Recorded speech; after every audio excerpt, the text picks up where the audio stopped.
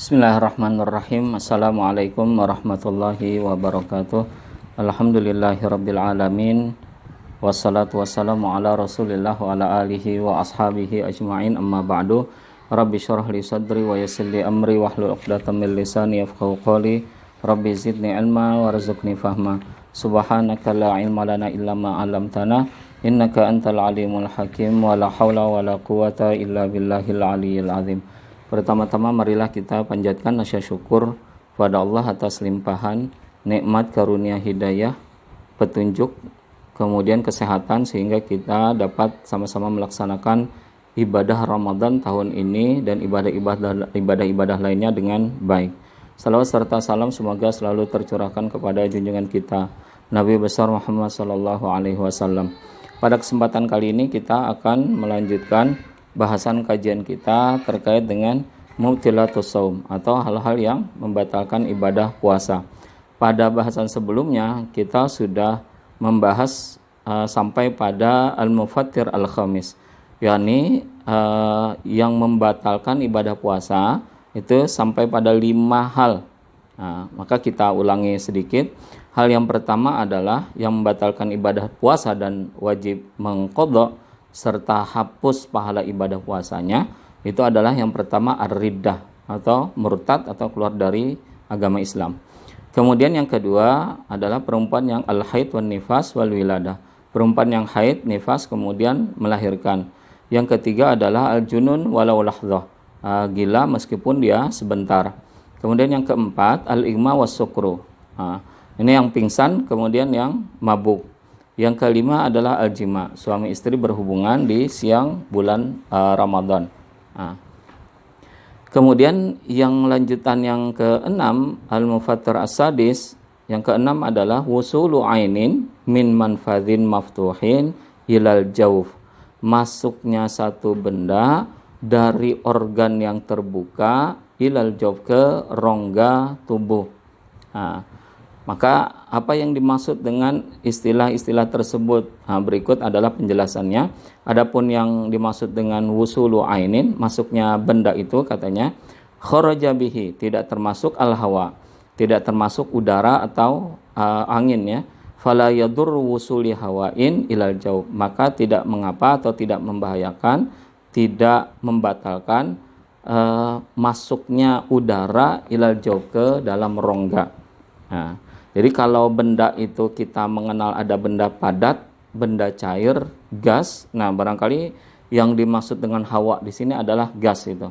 Jadi kalau kita misalnya mencium bau-bauan, kemudian wangi-wangian, kemudian masuk dan itu terhirup dalam rongga hidung kita, maka ini termasuk yang fala yadurru katanya, tidak membahayakan atau tidak membatalkan.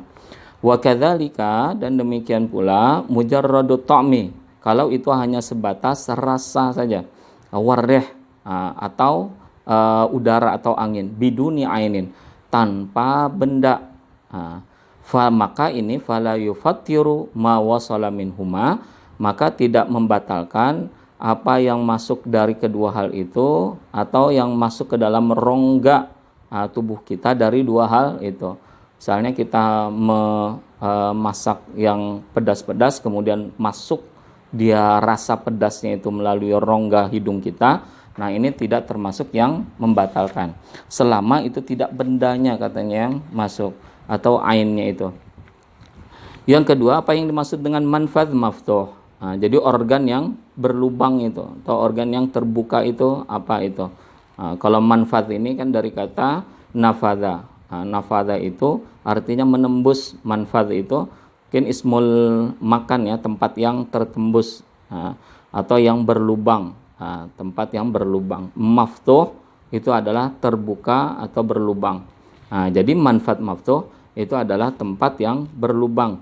Wa kharaja bihi, dan yang tidak termasuk itu adalah idza wasalatil ain ilal jauf, apabila masuk benda itu ke dalam rongga min manfadhin ghairi maftuh, pada organ yang tidak berlubang. Jadi kalau di fikih itu ada beberapa organ yang terbuka, ada beberapa organ yang berlubang itu. Di antaranya adalah mulut, Nah, ini kan organ yang berlubang. Nanti ada usus, kemudian masuk sampai ke perut. Kemudian ada organ-organ lainnya. Ada mungkin ada limpa lah, ada pankreas lah, ada hati lah, ada macam-macam di situ. Itu tapi melalui organ mulut. Nanti ada organ yang berlubang lainnya adalah hidung. Kemudian mata, telinga, dubur dan kubul. Dubur kemudian kubul itu yang di depannya. Nah, ini adalah bagian daripada manfadh maftuh.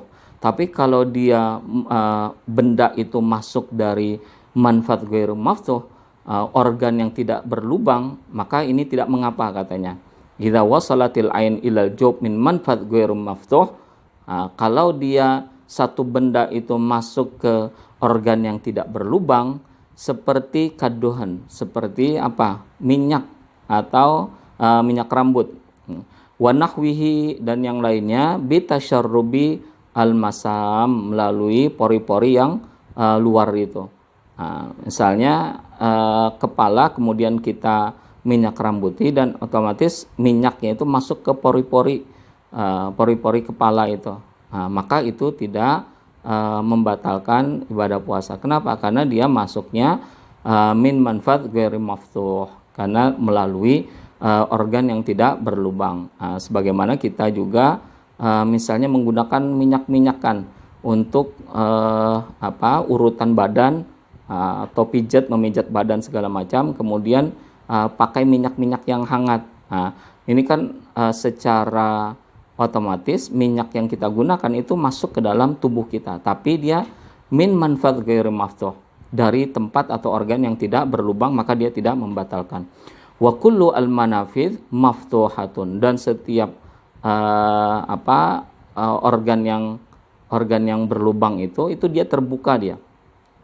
Fi madhabil imam asy-Syafi'i, maka illa al-ain, kecuali mata katanya. Kalau madhab Imam Syafi'i, maka semua yang manfaat itu maftuh itu semua adalah manfaat maftuh, yang terbuka itu adalah semua.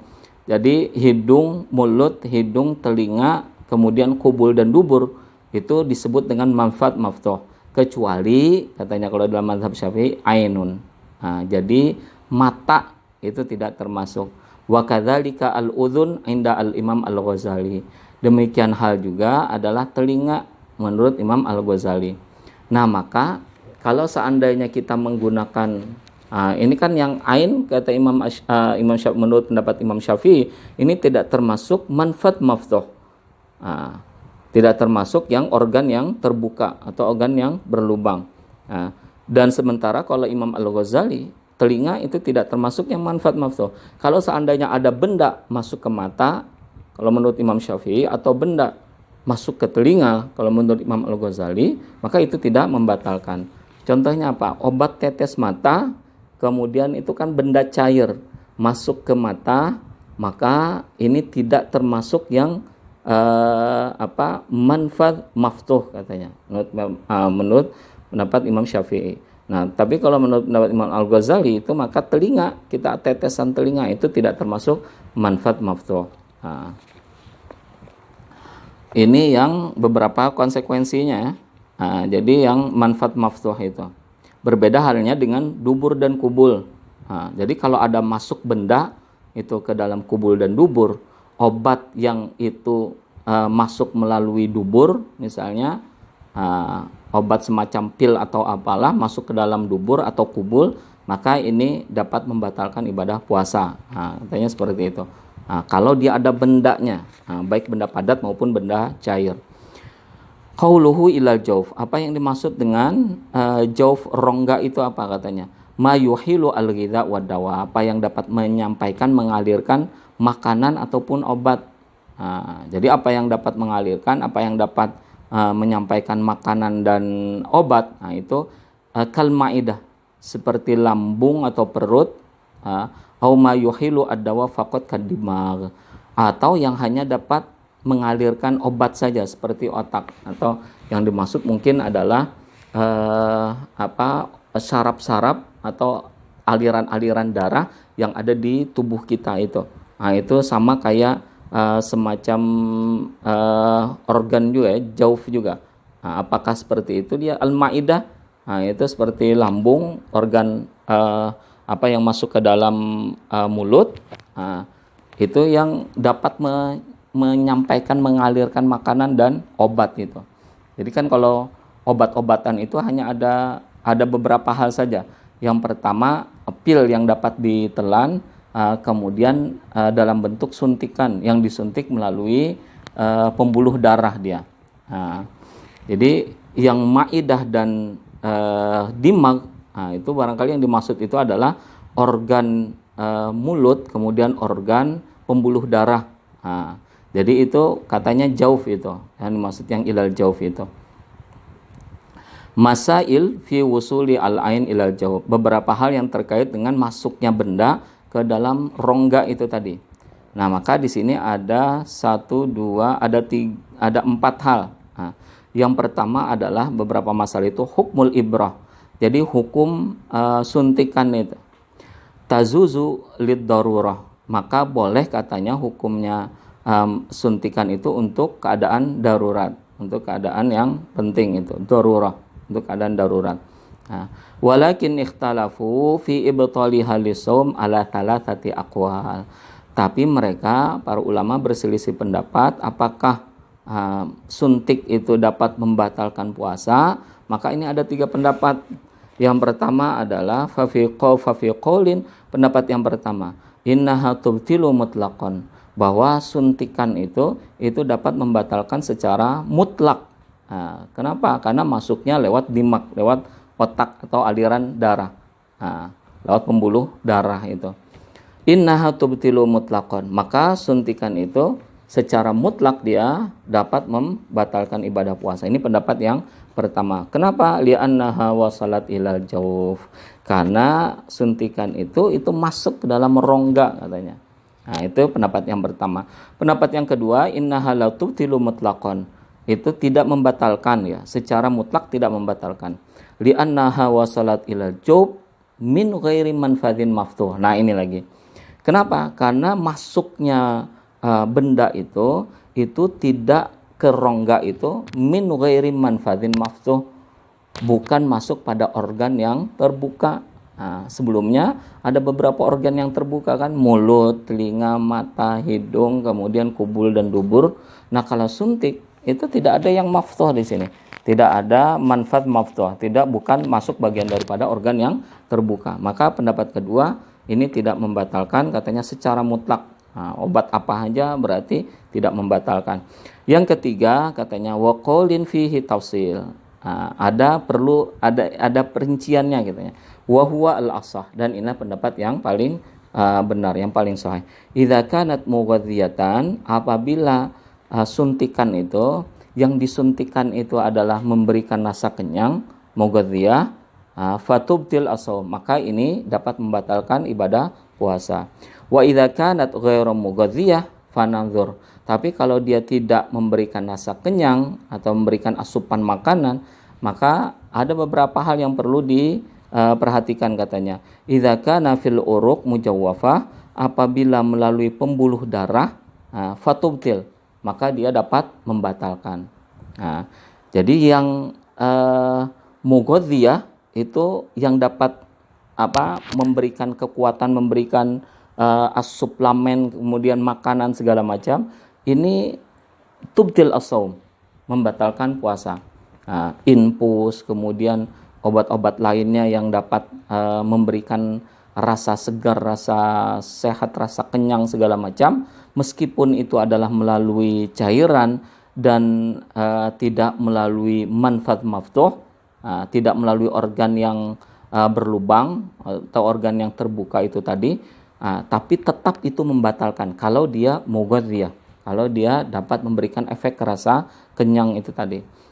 Tapi kalau dia ghairu mughadhiyah, tapi kalau dia tidak memberikan rasa kenyang, maka ini harus dilihat beberapa hal. Kalau dia masuknya melalui al-uruq al-mujawwafah, dari pembuluh darah, fatubtil, maka dia tetap membatalkan meskipun dia ghairu mughadhiyah katanya. Berarti ini umum. Apapun itu, kalau itu disuntik kemudian melalui pembuluh darah, kemudian meskipun dia tidak memberikan rasa kenyang, maka ini dapat membatalkan katanya. Wa idza kana fil 'adhal, tapi kalau dia hanya melalui otot saja, otot tubuh itu, wahya al-uruq ghairu mujawwafa, atau dia pembuluh bukan melalui pembuluh darah itu tadi, fala tubtil, maka dia tidak membatalkan. Misalnya suntik biasanya tidak melalui pembuluh darah itu. Saya suntik siku lutut yang sakit, kemudian lututnya disuntik misalnya, kemudian sikunya disuntik, tidak melalui al-uruq al-mujawwafa, tidak melalui pembuluh darah, maka itu tidak membatalkan. Jadi berarti sini kesimpulannya semua yang melalui pembuluh darah itu mughadhiyah, tidak mughadhiyah, maka ini dapat membatalkan ibadah puasa katanya. Tapi kalau memberikan efek rasa kenyang, maka semua itu dapat membatalkan ibadah puasa. Nah, kemudian yang kedua adalah hukmu an-nukhamah. Bagaimana hukum dahak atau liur ya? Wa mithluha al-balkham. Seperti dahak. Fiha tafsil. Ada beberapa rincian. Yang pertama ini kaitannya dengan dahak ya. Kalau yang tadi itu yang ke al-jauf itu adalah yang pertama adalah suntikan, kemudian yang kedua ini adalah dahak atau ludah. Ini kan sama ilal jauf, ke rongga juga. Nah, bagaimana itu hukumnya katanya? Ada beberapa hal. Yang pertama itu idza wasalat haddadz zahir fabtala'aha batala shaumuhu. Apabila sampai dahak itu sampai haddadz zahir, sampai ke batas luar, kemudian fabatala'aha, dan dia menelan dahak tadi, menelan ludah tadi, batala shaumuhu, maka batalah puasanya katanya. Nanti di sini ada istilah haddul zahir, kemudian ada haddul batin. Nanti kita ada penjelasan di berikutnya. Idza wasalat, yang kedua adalah idza wasalat haddal batin fabatala'aha fala yabtul shaumuhu. Apabila sampai dahak itu sampai haddul batin, baru sampainya ke batas batin, batas dalam saja, batas yang di dalam saja, fabatala'aha, kemudian dia telan, fala yabtul shaumuhu, maka puasanya tidak batal. Apa yang dimaksud haddul zahir? Haddul zahir itu adalah batas dalam, itu adalah makhraj harfi kha. Jadi kha berarti di tenggorokan sini. Kha. Wahaddul batin. Adapun yang batas di dalam itu adalah ha. Berarti yang haddul batin. Kalau yang haddul zahir itu adalah huruf, kalau kita mengucapkan huruf kha katanya berarti di tenggorokan sini. Kha. Tapi kalau haddul batin, batas di dalam itu adalah ha, berarti di lebih ke dalam lagi. Jadi ada yang tenggorokan luar, ada yang tenggorokan dalam itu. Waktu lifa fi makhraj harfa ha fa inda an-Nawawi. Adapun menurut yang diperselisihkan itu adalah tempat keluarnya huruf ha itu antara yang di dalam ataukah di luar, katanya tenggorokan dalam kah atau tenggorokan luar. Menurut Imam An-Nawawi, min hadits zahir, yang masuk dengan batas luar itu min hadits zahir fatubtil asom. Ya, ini menurut pendapat Imam An-Nawawi. Fatubatil asoma idza ibtalaha ba'da wusuliha ilai. Kalau menurut pendapat Imam An-Nawawi, kalau benda itu atau dahak itu sampai kepada haddul zahir, sampai kepada batas luar, fatubatil as-sauma, maka ini dapat membatalkan puasa idza ibtala'aha, apabila dia menelannya ba'da wusuliha ilaih, setelah dahak itu sampai kepada haddul zahir, sampai kepada tenggorokan yang di luar. mungkin sudah sampai ke mulut. Nah, itu kan sudah keluar tenggorokan, itu tidak masih di dalam tenggorokan sini. Nah, kalau itu ada dahak kita, kemudian dahak itu sudah keluar dia dari dari rongga kita ini, rongga mulut itu, dan sudah keluar ke mulut kemudian ditelan. Nah, ini yang dapat membatalkan ibadah puasa. Kenapa? Karena sudah sampai hadduz zahir, batas luar organ tenggorokan. Wa inda ar-Rafi'i, adapun menurut Imam ar-Rafi'i, min haddil batin fala yubtil ibtila'uha. Kalau dia hanya sampai batas batin, batas organ dalam saja, ajaub itu di organ dalam saja itu, maka dia tidak di rongga makanan yang di dalam saja, itu tidak membatalkan. Fala yubtil ibtila'uhu, maka tidak mengapa kita menelannya itu.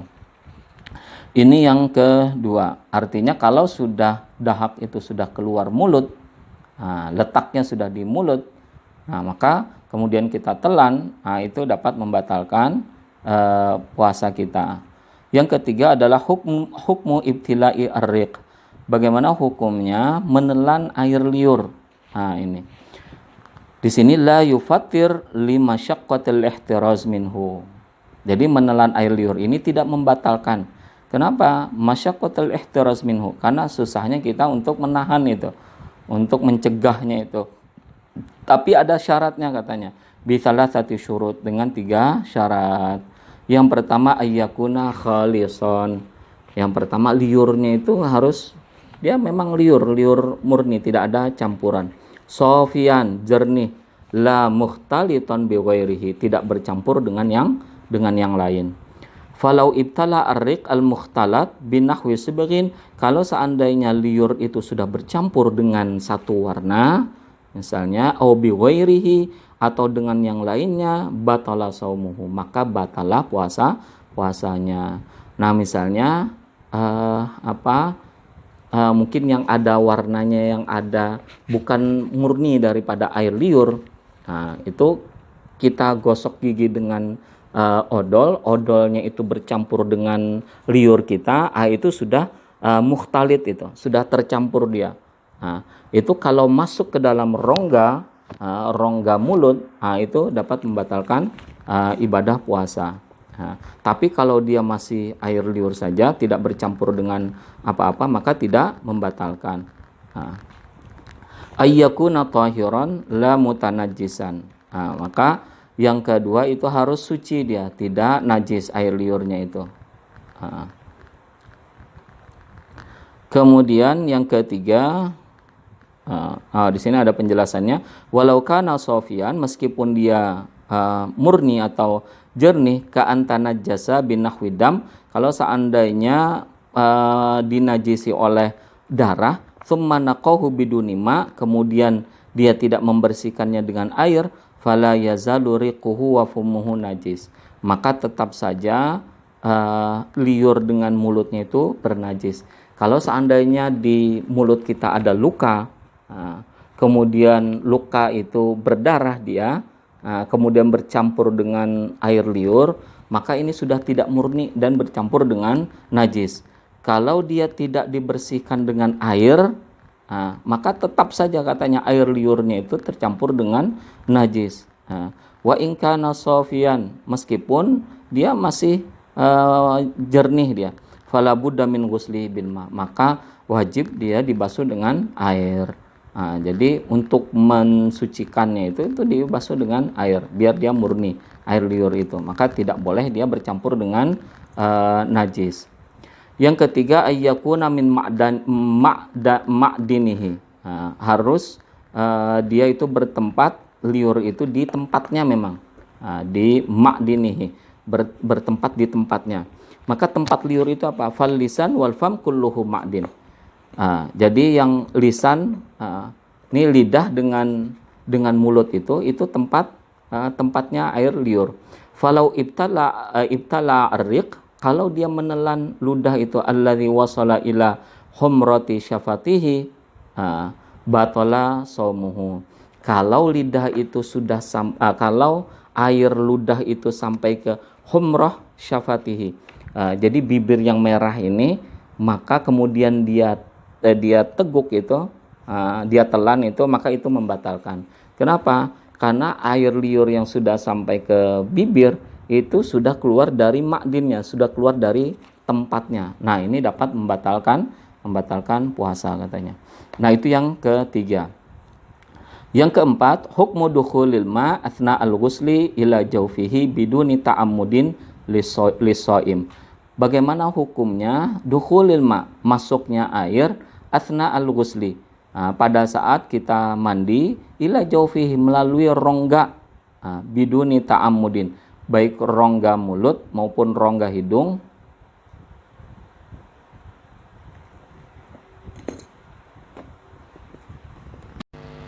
Ya, yang keempat adalah hukmu dukhulil ma athna al-ghusli. Bagaimana hukumnya masuknya air athna al-ghusli, pada saat kita mandi, ila jawfihi, ke rongga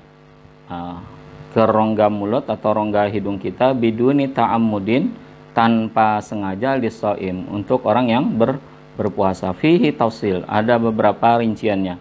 Yang pertama, idza kana al-ghuslu ma'muran bihi aw masyru'an fardhan ka ghusli janabah aw sunnah ka ghusli jumu'ah fala yabtul as-shaumu idza iktasala bis-sabbi. Nah, di sini yang pertama katanya, apabila kanal ghuslu ma'muran, apabila mandi itu diperintahkan bihi masyru'an, diperintahkan oleh syar'i. Mandi fardhon, mandi wajibkah, seperti ghuslu al-janabah, mandi junub, au sunnah, atau mandi yang sunnah, hukumnya sunnah, ka ghusli jumu'ah, seperti mandi jum'ah, fala yabtul as-shaum idza iktasala bis-shaum, maka tidak membatalkan puasa apabila mandinya dengan bis-shaum, dengan diciduk. Kemudian kita menciduk, kemudian ternyata masuk ke hidung atau masuk ke mulut, dan itu mandinya itu adalah mandi yang merupakan perintah syar'i, baik dia wajib maupun sunnah, maka masuknya air ke dalam rongga itu tidak membatalkan puasa.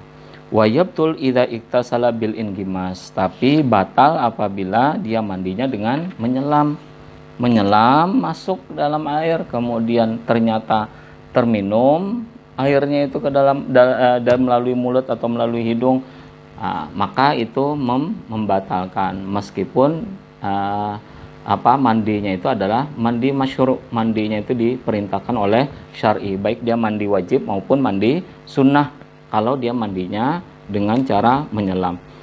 Yang kedua, idza kana al-ghuslu ghairu ma'mur bihi ghairu masyru', apabila mandinya itu tidak diperintahkan oleh syar'i, tidak disyariatkan, ka ghusli tabarrudin au tanzifin, seperti mandi untuk mendinginkan saja atau untuk membersihkan badan saja, fayabtulu as-saumu, maka batallah puasanya, meskipun dia bisob, meskipun dia dengan cara menciduk. Idza sabaqahul ma, apabila air itu masuk ke dalam rongga, wa illam yata'ammad, meskipun tidak sengaja, sawaun, sama saja, agtasila bisob, atau iktasala bisob, baik dia mandinya dengan cara menciduk, ambil ingimas, maupun dengan cara menyelam. Ini kaitannya dengan air yang masuk melalui rongga pada saat mandi. Kemudian yang kelima, al-hukmu idza sabaqahul ma min ghairi ikhtiyarihi fil madmadah. Ini kaitannya dengan berkumur-kumur, atau wa mithluhu fil istinsyak, atau istinsyak, jadi memasukkan air ke dalam hidung pada saat kita berwudu. Bagaimana hukumnya katanya, apabila air itu masuk ke dalam rongga min ghairi ikhtiyarihi, tanpa disengaja, baik itu dengan ketika dia madmadah, ketika dia berkumur-kumur, maupun istinsyak, pada saat menghirup air melalui hidung. Yang pertama, idza kanatil madmadah ma'muran biha masyru'ah, apabila kumur-kumurnya itu diperintahkan oleh syar'i fil wudu, dalam hal wudu atau mandi, maka ada beberapa hal yang perlu dilihat katanya. Illam yubaligh fiha fala yabtul as-shaum idza sabaqahu al-ma, Apabila air itu yang masuk tidak berlebihan, tidak banyak mungkin maksudnya di sini, maka itu tidak membatalkan puasa apabila masuk air itu ke dalam rongga katanya. In balagha fiha, tapi kalau misalnya airnya itu masuk banyak, fayabtul as-shaum, maka batalah puasanya atau dapat membatalkan puasa. Idza sabaqahul ma, apabila air itu masuk ke dalam rongga, li'annal mubalaghah makruhah minas shaim, karena banyak memasukkan air itu, baik itu waktu berkumur-kumur maupun ke hidung itu makruh hukumnya. Nah, kalau dia sampai tertelan, berarti dapat membatalkan puasanya katanya. Ini, maka madmadah, kumur-kumur, kemudian istinsyak, masukkan air ke dalam hidung harus hati-hati. Mandi harus hati-hati. Kalau tertelan dia, ini ada beberapa konsekuensi. Salah satunya dapat membatalkan ibadah puasa. Yang kedua, wa idza kanatil madmadah ghairu ma'murah, kalau dia madmadahnya itu tidak diperintahkan, biha ghairu masyru', bi an kanat rabi'a aw laysat fil wudu awil ghusl, apabila kumur-kumurnya itu tidak diperintahkan oleh syar'i, yang bukan bagian daripada wudu atau mandi, fayabtul biha as-shaum wa illam yubalik, maka ini masuknya air itu dapat membatalkan puasa meskipun dia tidak banyak. Jadi harus juga kita hati-hati ini. Yang ketujuh, al-mufattir as-sabi', hal yang membatalkan puasa yang ketujuh adalah al-istimna. Al-istimna itu onani, jadi mengeluarkan mani, ay talabu khurujul mani, atau meminta atau mengeluarkan air mani, imma biyadihi au biyadi halilatihi, baik dengan tangannya sendiri maupun dengan tangan pasangannya atau istrinya, au bifikrin, atau dengan cara memikirkan yang dapat mengeluarkan mani itu, au nadharin, atau dengan melihat.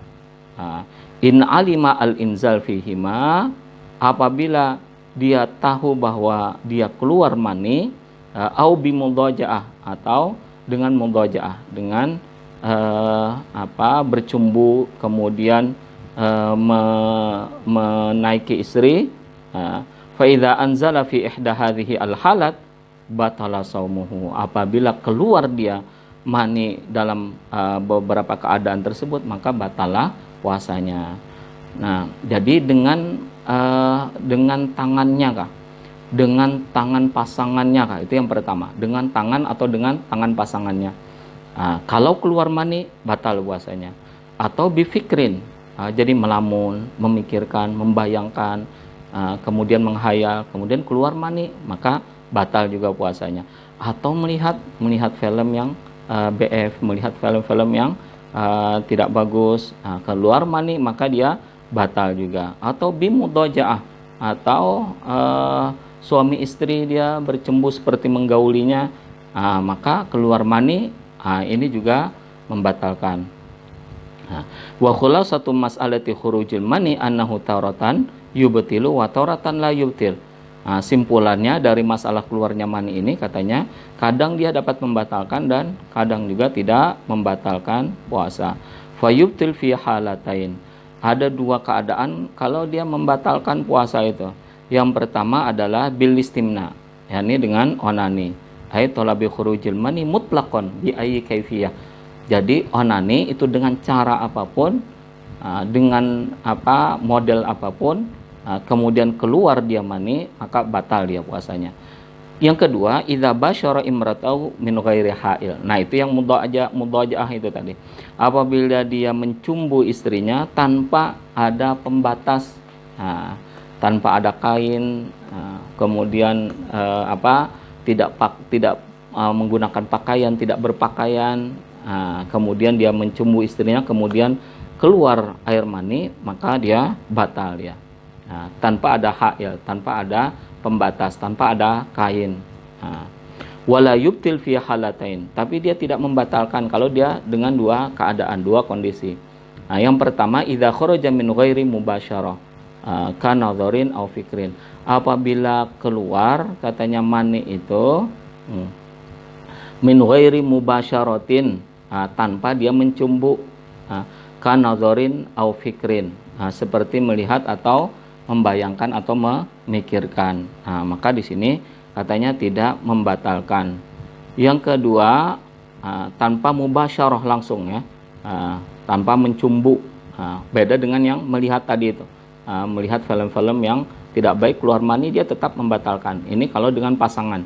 Kalau dengan pasangan maka dia tanpa melihat dengan hanya membayangkan saja atau melihat atau memikirkan, tanpa mubasyarah, tanpa bersentuhan langsung, maka dia tidak membatalkan katanya. Wa idza kharaja bi mubasyaratin walakin bihailin. Tapi kalau dia mencumbu kemudian ada pembatasnya, kemudian keluar mani, maka ini tidak membatalkan katanya, asal dengan hail, asal dengan pembatas. Tapi bagaimanapun ini termasuk hal-hal yang dilarang. Meskipun dia tidak membatalkan, tapi dia dapat menghapus pahala puasa. Sebagaimana bahasan kita yang sebelumnya. Nah, kemudian hukmul qublah, bagaimana hukum mencium pasangan. Tahrumu idza kanat tuharriku syahwatahu, maka haram apabila dapat membangkitkan syahwat. Di sini di catatan kakinya wa mahallul hirmah fi shaum al-fard. Yang diharamkan itu adalah untuk puasa yang wajib. Amman nafal, adapun puasa yang sunnah, fala hirmah fihi, itu tidak haram katanya. Wa amma idza lam tuharrik syahwatahu fa khilafun. Kalau tidak membangkitkan syahwat, maka ada beberapa perbedaan. Fa khilaful aula wala tubtil illa idza anzala bisababihi. Tapi kalau dia tidak membangkitkan syahwat, itu tidak mengapa katanya. Khilaful aula. Wala tubtil illa idza anzala bisababiha, dan tidak membatalkan puasa illa idza anzala bisababiha, kecuali kalau dengan sebab dia mencumbu, sebab dia mencium segala macam itu keluar mani, maka itu yang membatalkan. Wala tubtilu illa idza anzala bisababiha. Ini kecuali kalau dia keluar mani maka batal. Yang ke-8, jadi ada 8 yang membatalkan puasa ini. Al-mufattir ats-tsamin, yang terakhir al-istiqaah. Jadi talabul qai, itu menyengajakan muntah. Ai talabu wa ta'ammud khurujul qai, menuntut, meminta atau sengaja untuk mengeluarkan makanan yang ada di dalam perut atau di tenggorokan, memuntahkan. Fayubtil walau kana qalilan, maka batal meskipun sedikit. Wal qai, adapun yang dimaksud dengan muntahan itu adalah at-ta'am alladzi ya'udu ba'da mujawazatil halaq, makanan yang itu keluar lagi ba'da mujawazatil halaq, setelah dia melewati tenggorokan ini. Walau meskipun yang keluar itu adalah air.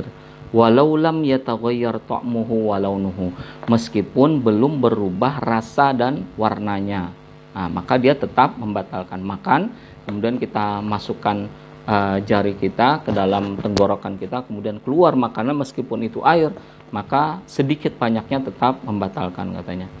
Wal hukmu idza kharaja minhu al-qai, bagaimana hukum apabila muntah itu keluar. Annafamahu mutanajjis, maka mulutnya itu jadi najis. Fayajibu alaihi ayyaghsilahu, maka wajib bagi dia itu membasuhnya. Wa yubalik fil madmadah hatta yanghasil jami'u ma fi famihi min haddihi adh-dhahir. Nah, membasuhnya itu sampai madmadah, sampai ke tenggorokan sini. Hatta yaghsil jami'a ma fi famihi min haddidh dhahir, sampai dia membasuh semua mulutnya itu pada batas haddudz dhahir. Sini yang kha itu sampai pada batas tenggorokan yang di luar itu. Tenggorokan yang luar. Wala yubtil as-shaum idza sabaqahu al-ma ila jawf biduni ta'ammudin, dan tidak membatalkan puasa apabila air itu masuk ila jawf ke rongga biduni ta'ammud, tanpa sengaja. Li'anna izalatun najasah ma'mur biha, karena menghilangkan najis itu diperintahkan. Ini yang dimaksud dengan khurujul qai ini apa? Itu adalah mengeluarkan muntah itu dengan tidak sengaja. Nah, tapi kalau yang dengan sengaja tadi itu membatalkan puasa sedikit banyaknya. Misalnya kita dalam keadaan bepergian yang itu tidak membolehkan kita untuk berbuka atau tidak membolehkan kita untuk menjamak dan mengqashar sholat. Nah, kemudian muntah, maka wajib dibasuh sampai ke tenggorokan batas luar. Kenapa? Karena dia najis. Qai itu najis dia. Dan ini harus dibersihkan dengan air.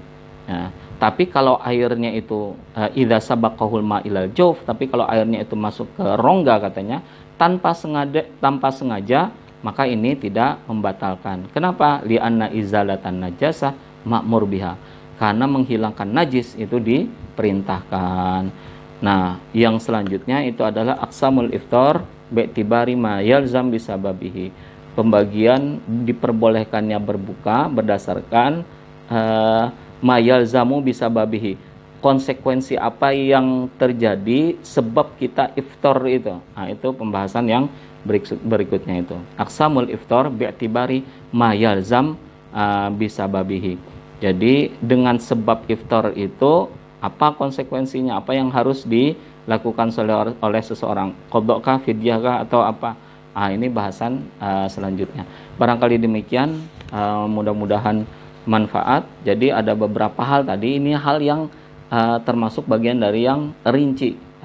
Jadi kalau puasa itu adalah menahan diri dari makan dan minum, nah rincian dari makan dan minum itu ada pada bahasan ini. Itu kan melalui al-jawf, melalui rongga. Rongga apa saja ternyata bukan hanya mulut saja. Tapi rongga-rongga anggota tubuh yang lainnya kalau dia masuk kemasukan benda, itu bisa membatalkan ibadah puasa. Ini barangkali termasuk bagian yang rincian dari dilarang kita makan dan minum selama ibadah puasa. Termasuk di sini adalah bagaimana hukumnya suntik, bagaimana hukumnya masuk air atau kumur-kumur atau lain sebagainya. Barangkali demikian, mudah-mudahan manfaat. Mudah-mudahan dengan bertambahnya pengetahuan kita kaitannya dengan hal-hal yang dapat membatalkan ibadah puasa kita dapat terjaga dan dapat lebih sempurna. Demikian, terima kasih, salah hilap mohon maaf, wabillahi taufiq wal hidayah. Wassalamualaikum warahmatullahi wabarakatuh.